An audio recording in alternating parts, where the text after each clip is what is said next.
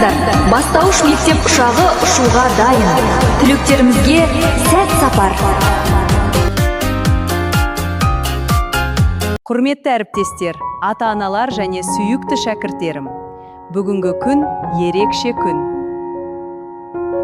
Оның ерекшелігі сол, кеше ғана тұлымдары желбіреп, мектеп табалдырығын қуана аттаған ұл қыздарымыз.